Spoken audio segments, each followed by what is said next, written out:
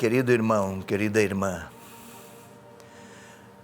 vamos à leitura orante da palavra deste quarto domingo da Quaresma.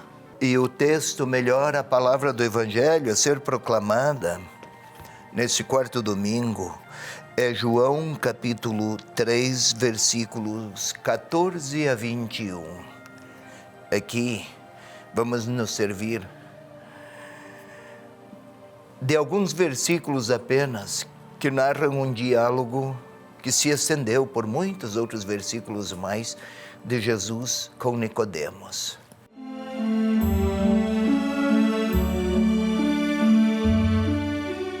Dizia Jesus a Nicodemos: como Moisés levantou a serpente no deserto, assim é necessário que seja levantado o Filho do Homem, a fim de que todo aquele que nele crer tenha a vida eterna.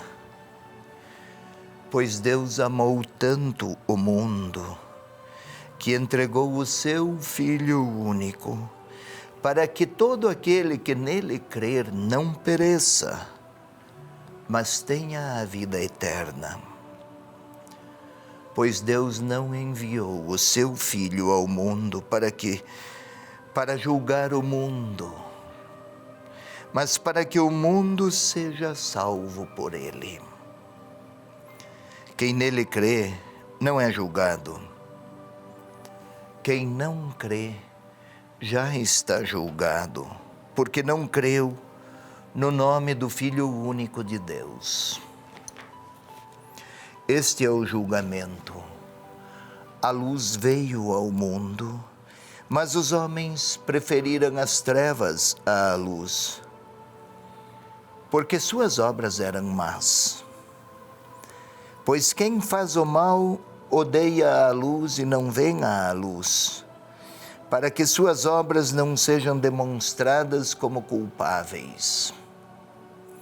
Mas quem pratica a verdade vem para a luz, para que se manifeste que suas obras são feitas em Deus.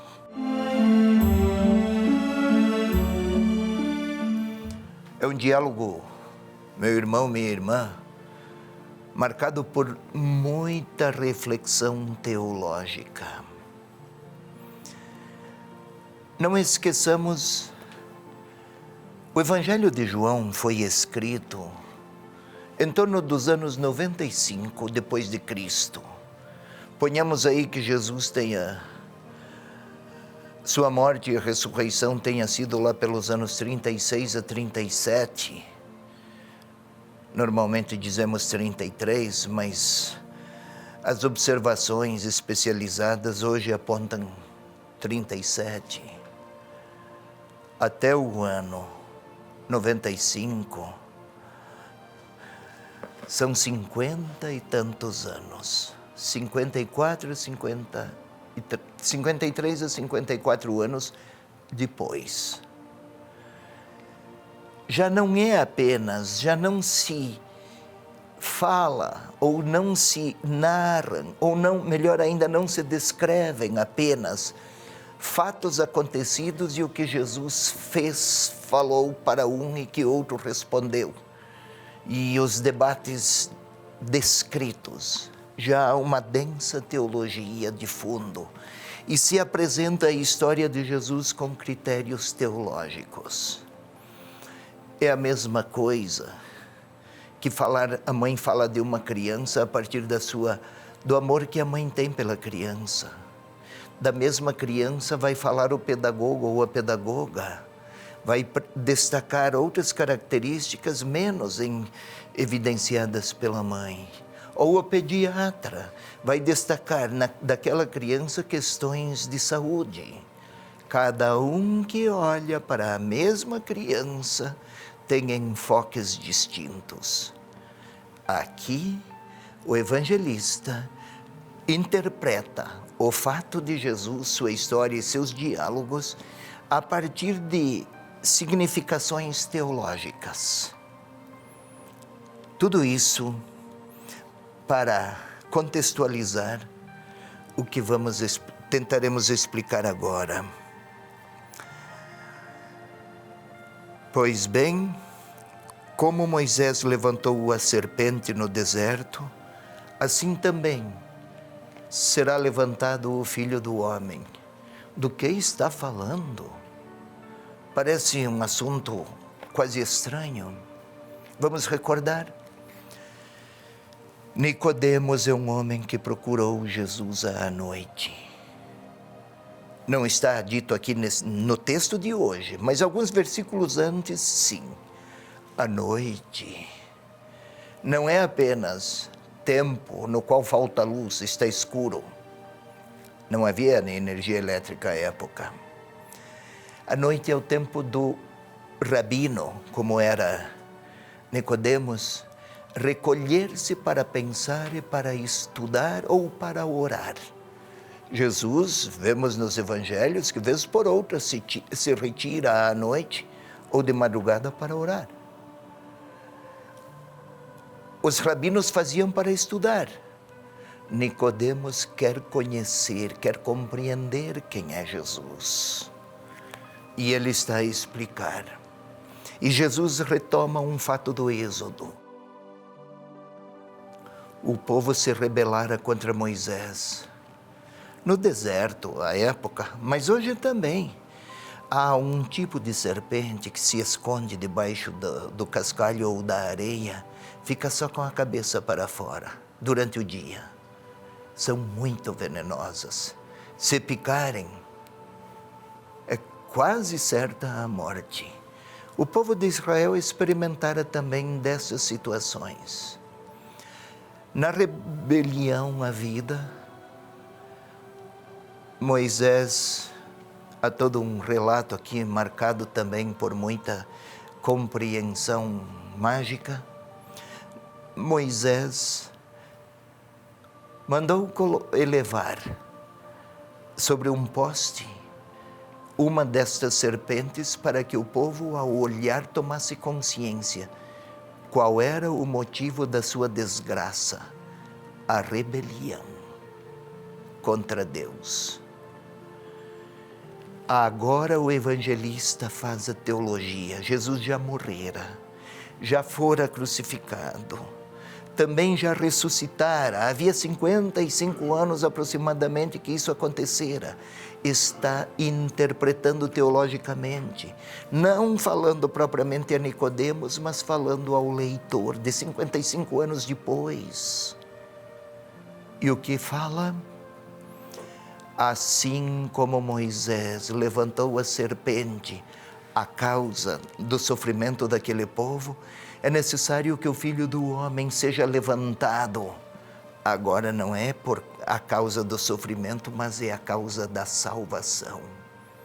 Compara outrora e agora.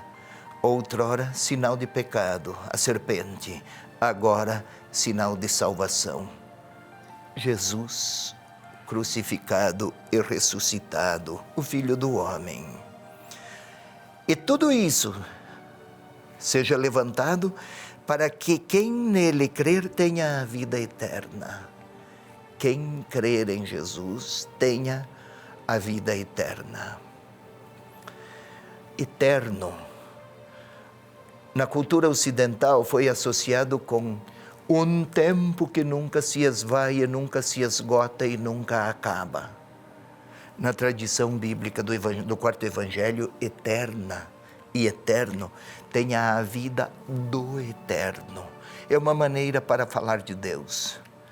Quem crê, já agora, Nicodemos, de outrora e de agora, todos os Nicodemos da história, hoje nós, quem crê em Jesus Cristo ressuscitado, já leva consigo aquela vida que o ressuscitado vive.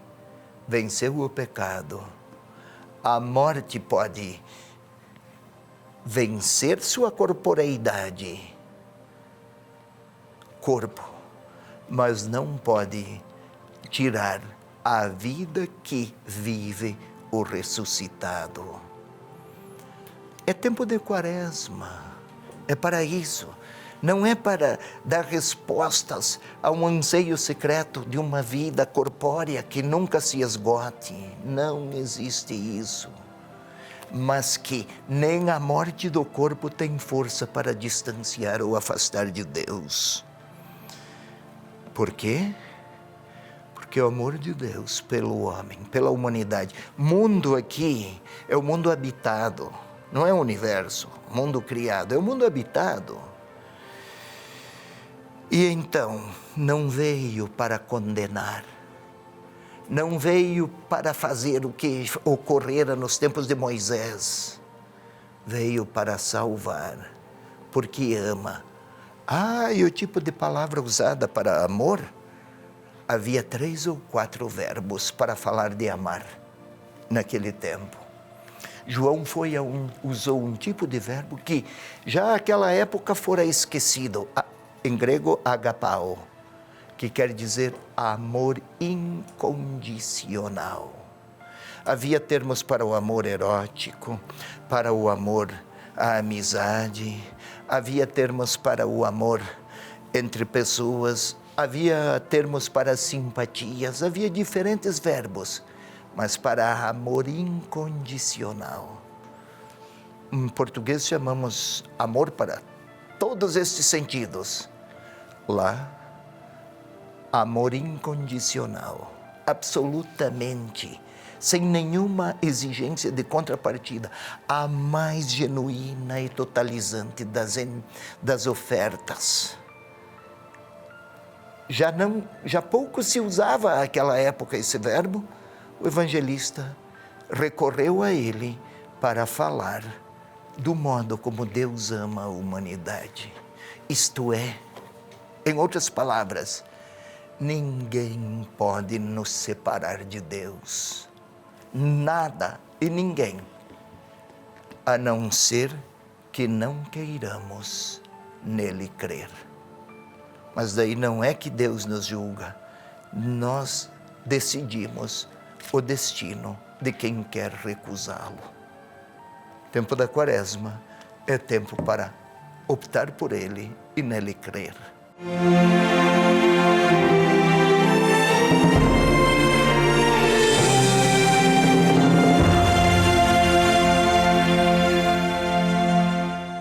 A TV Evangelizar também está no TikTok. Segue a gente por lá.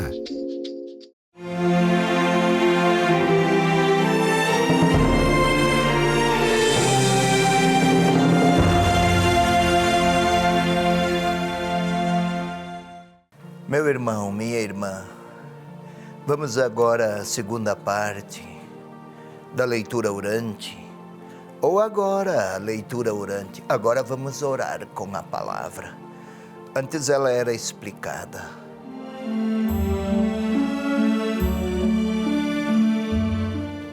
É a maneira de combater a distração que pode nos invadir. Ponhamo-nos numa condição corporal que favoreça o recolhimento. Os olhos fechados aqui, é necessário que o façamos. Fechemos os olhos. Respiremos profundamente, lentamente, tentando controlar o ritmo do ar que chega aos nossos pulmões.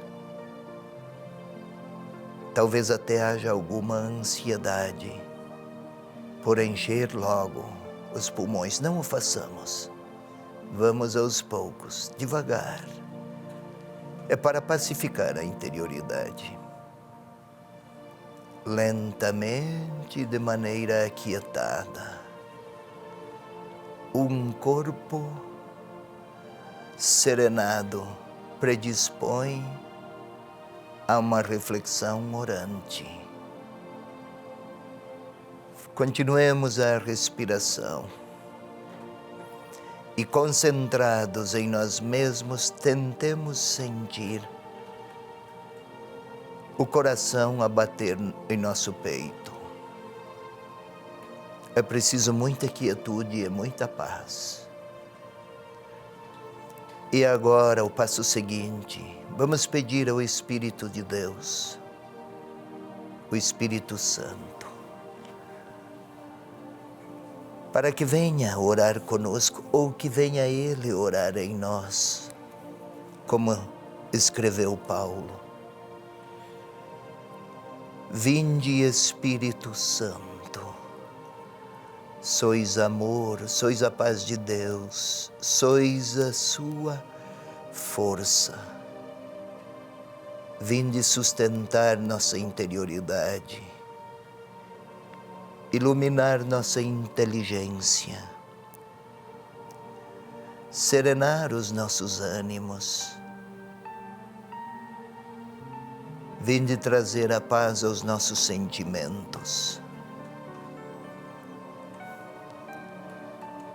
Vinde qualificar nossa inteligência para que o que ouvirmos da palavra e o que a ela falarmos, que tudo seja acolhimento de Jesus e resposta a Ele.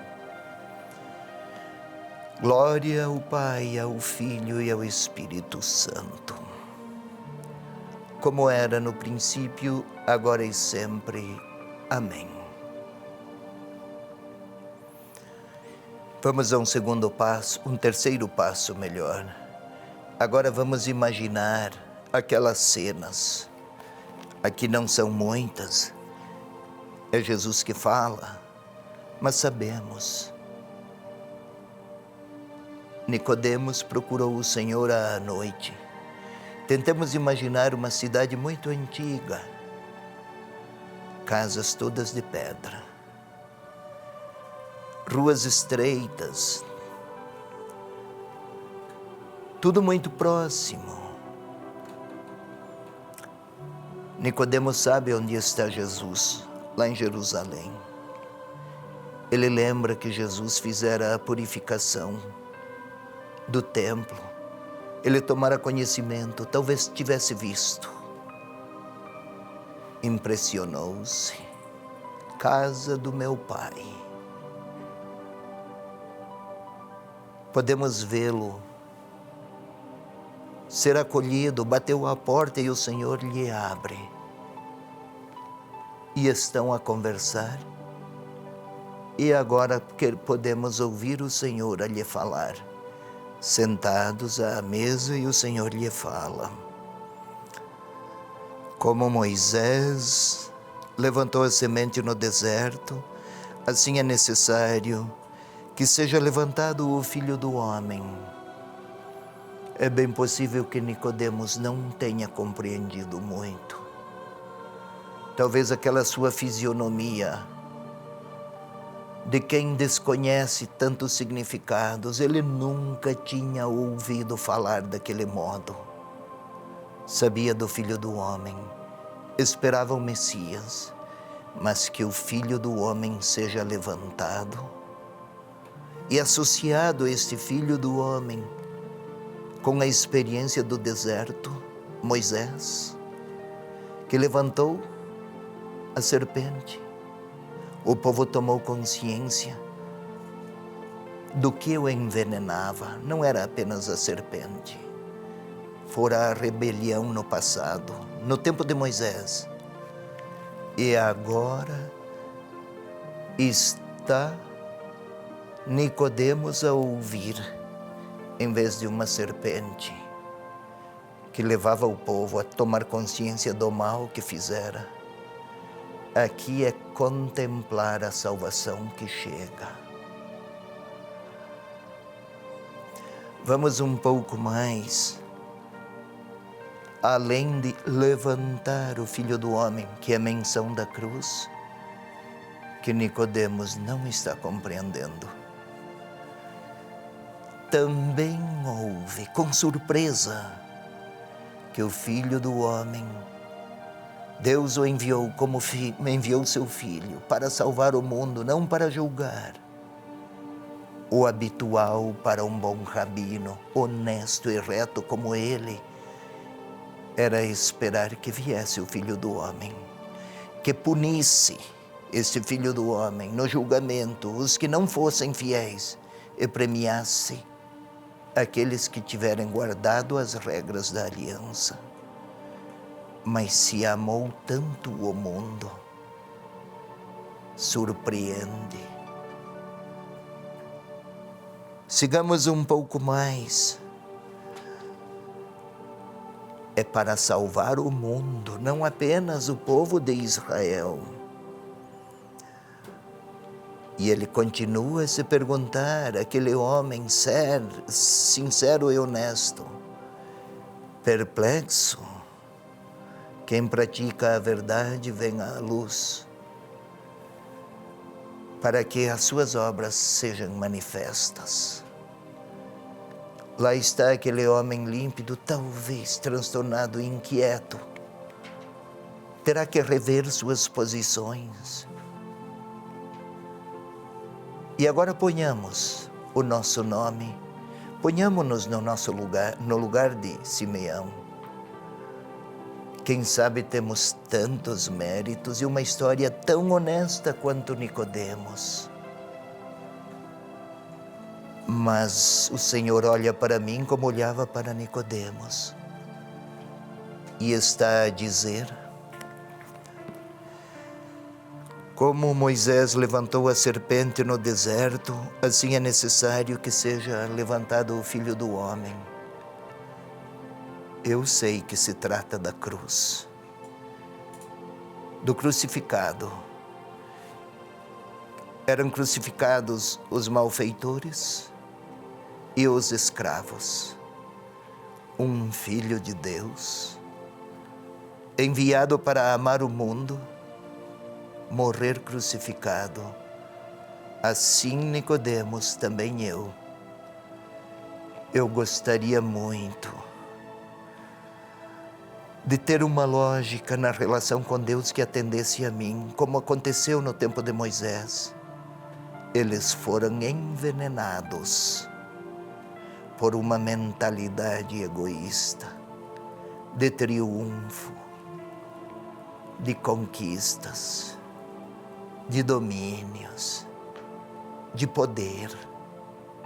O povo no deserto fora envenenado e talvez eu tenha comigo venenos, vaidades, ambições, rancores, indisposições ao sacrifício. Gostaria de uma forma acomodada, triunfalista, cheia de confortos. Talvez não precisasse renúncias para amar. É uma forma de envenenar a própria interioridade. Outrora no deserto, o povo olhava para a serpente, tomava consciência dos motivos que criavam desgraça. E quem contemplava, tomava consciência, também era curado. Que o amor do Senhor cure-me, para que eu possa dar-lhe respostas, não segundo os métodos ou critérios repletos de ambições, que o coração humano pede sempre, mas que eu possa contemplar o crucificado, que me olha e desde a cruz me convida a deixar-me alcançar pelo amor que transfigura e que cura.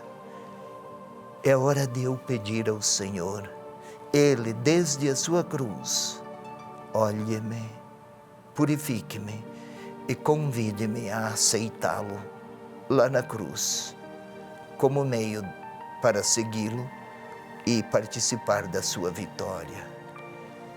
É hora de eu dizer ao Senhor quais são os venenos que intoxicam a minha relação com Ele. É hora de deixá-lo me falar.